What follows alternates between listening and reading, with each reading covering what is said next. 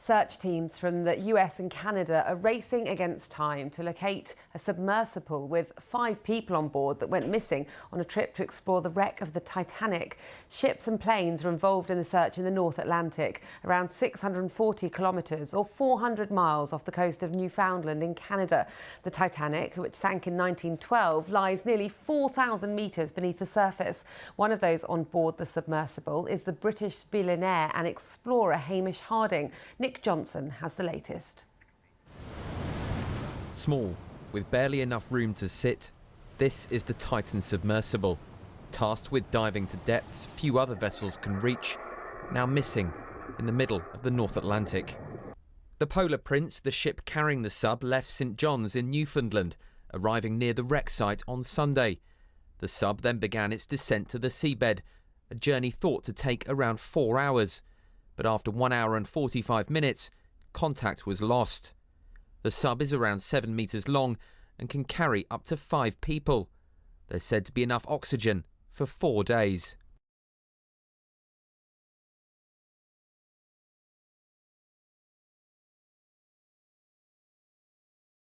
Well, 20 of the drones apparently targeted Kiev, but they were all intercepted without causing any damage this time. A further 15 struck other places in Ukraine, or rather 12 of them did not strike because they were intercepted. Just 3 apparently hit one object in Lviv, which was described as a highly important critical facility by the regional governor without actually specifying what it was exactly.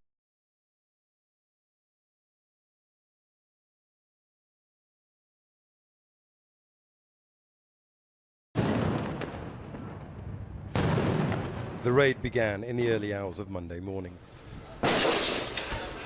Israeli forces entered Jenin refugee camp and a fierce firefight broke out.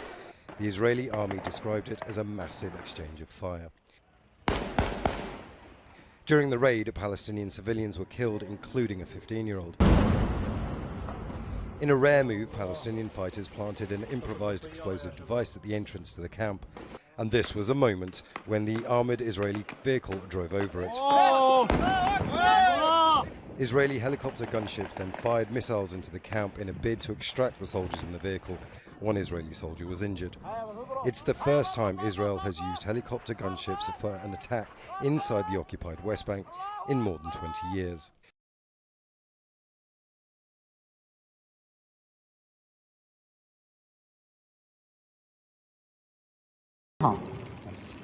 This handshake was a key goal of the U.S. Secretary of State's trip to Beijing.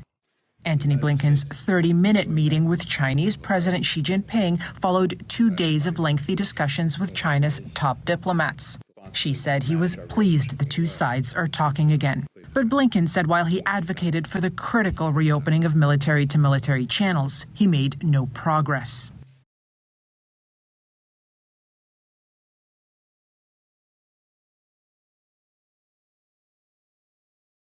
The USS America has docked in Brisbane this afternoon. The arrival of the largest amphibious assault ship in the US Navy's 7th Fleet brings thousands of Marines ashore, giving them a brief break from duties. The US 31st Marine Expeditionary Unit will participate in the 10th iteration of Exercise Talisman Sabre 2023, Australia's largest bilateral combined military training activity with the US. It is the first of several foreign military ships to visit Queensland over coming weeks.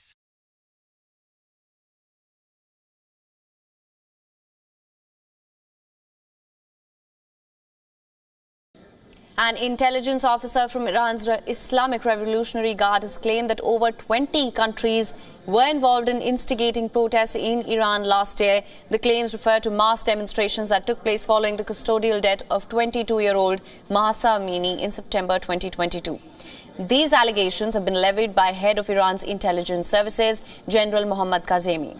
According to reports, Kazemi has revealed that countries such as the United States, United Kingdom, Canada, France, Germany, Belgium, Italy, Israel, Saudi Arabia, and the United Arab Emirates are among the 20 nations that have allegedly backed the mass protests in Iran.